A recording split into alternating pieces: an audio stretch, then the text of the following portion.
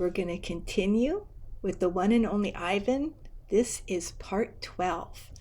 And when we left off, Ruby hit Mac, and Mac stumbles into his office, and George and Julia gently take Ruby back to her domain.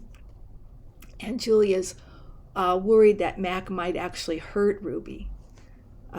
Julia gives Ivan some finger paints that her aunt gave her, and she feels that she's too old for that.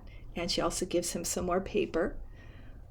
During the night, Ruby wakes up with a bad dream, and she asks Ivan to tell her another story, but he's remembered everything that he can.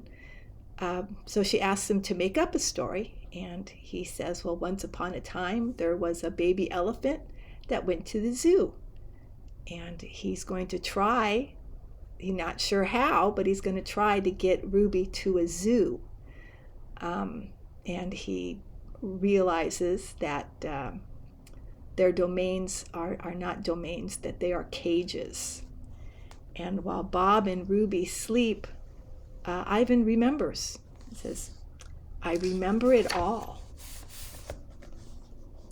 What they did.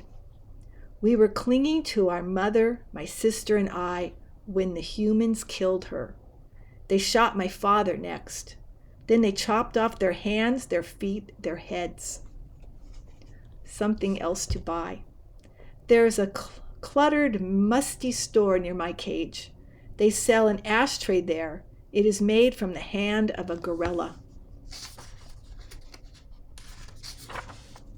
Another Ivan. When morning comes and the parking lot glimmers with dew, I see the billboard on the highway. There I am, the one and only Ivan, bathed in the pink light of dawn. I look so angry with my furrowed brow and clenched fists. I look the way my father did the day the men came. I am, I suppose, a peaceful sort.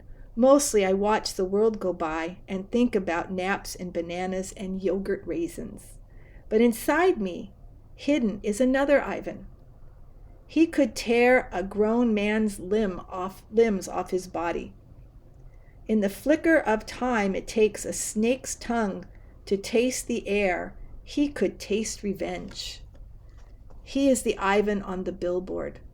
I stare at the Ivan, the one and only Ivan, at the faded picture of Stella, and I remember George and Mac on their ladders, adding the picture of Ruby to bring new visitors to the Exit 8 Big Top Mall and Video Arcade. I remember the story Ruby told, the one where the villagers came to her rescue. I hear Stella's kind, wise voice. Humans can surprise you sometimes. I look at my fingers coated in red paint, the color of blood. I know how to keep my promise. Days. During the days I wait. During the nights I paint. I worry when Mac takes Ruby into the ring. He carries the claw stick with him all the time now. He doesn't use it. He doesn't have to. Ruby isn't fighting back anymore. She does whatever Mac asks. Nights. I close my eyes. I dip my fingers into the paint. And when I'm done with one piece of paper, I set it aside to dry. It's so small, just one sheet. And I'm going to need so many. I move on to the next, and the next, and the next. It's a giant puzzle, and I'm making the pieces one by one. By morning, my floor is covered with paintings. I hide the paintings under my pool of dirty water before Mac can see them. I don't want them to end up in the gift store, selling for $20 a piece, $25 with the frame. These paintings are for Ruby, every one of them. Project. Ivan, Ruby asks one morning when I am trying to nap, why are you always so sleepy during the day? I've been working on a project at night, I tell her. What project? It's a thing, a painting. It's a painting for you, actually, I answer. Ruby looks pleased. Can I see it? Not yet. Ruby pokes with annoyance at her roped foot. She takes a breath. Ivan, do I have to do the shows with Mac today? I'm afraid so. I'm sorry, Ruby. Ruby dips her trunk in her water bucket. It's okay, she says. I already knew the answer. Not right. It's night again and everyone's asleep. I look at the pictures I've just made, one of a dozen. It's smudged and torn, a muddy blur. I place it beside the others lining my floor. The colors are wrong. The shapes are off. It looks like nothing. It's not what I'm trying to create. It's not what it's meant to be. It's not right, and I don't know why. Across the parking lot, the billboard beckons, as it always does. Come to the Exit 8 Big Top Mall and Video Arcade, home of the one and only Ivan, mighty Silverback. If I could use human words to say what I need to say, this would all be so easy. Instead, I have my pots of paint and my ragged pages. I sigh. My fingertips glow like jungle flowers. I try again. Going nowhere. I watch Ruby plod around the ring in endless circles, going nowhere.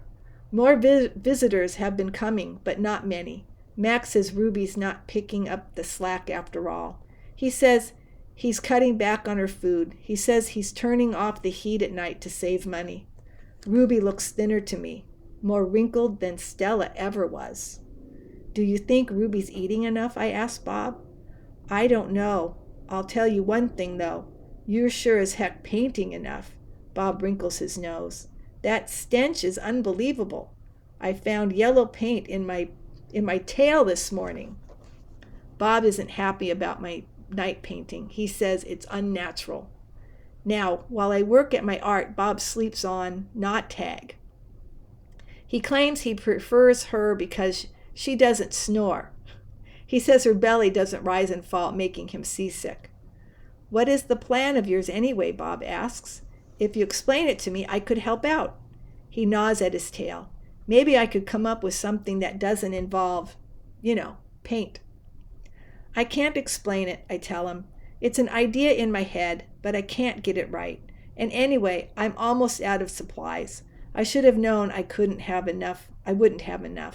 I kick at my tire swing. It's splattered with drops of blue paint.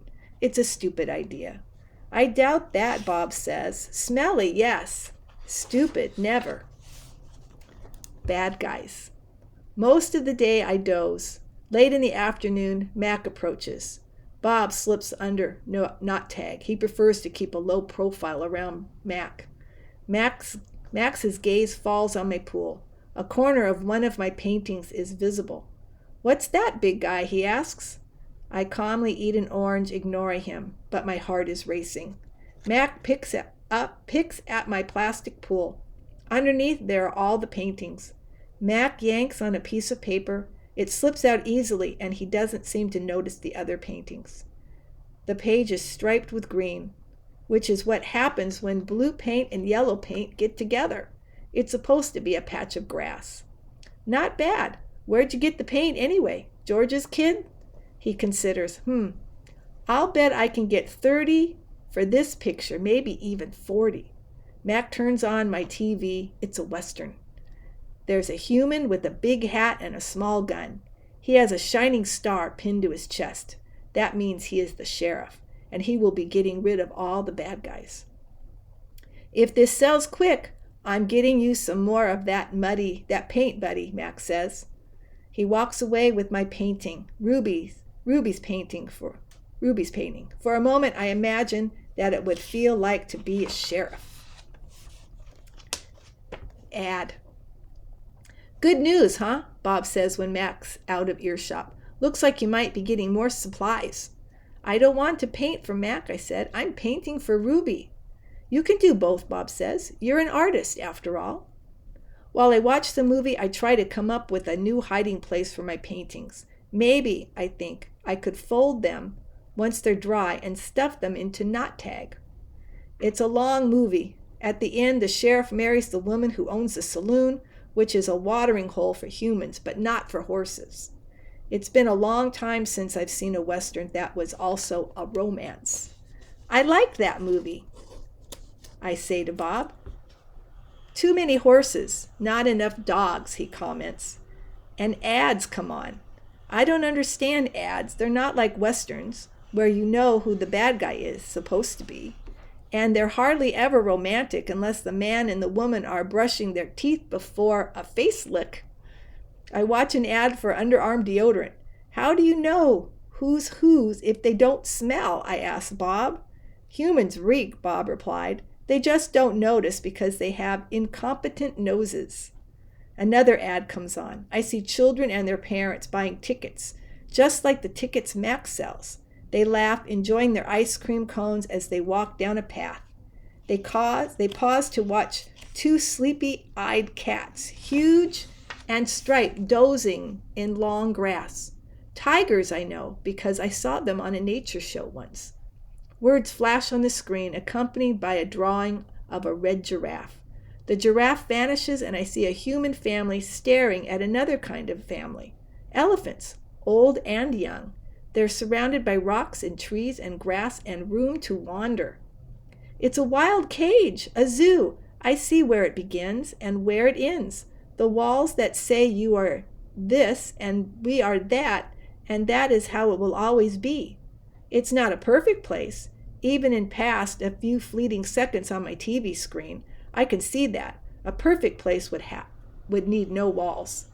But it's a place I need. I gaze at the elephants, and then I look over at Ruby, small and alone.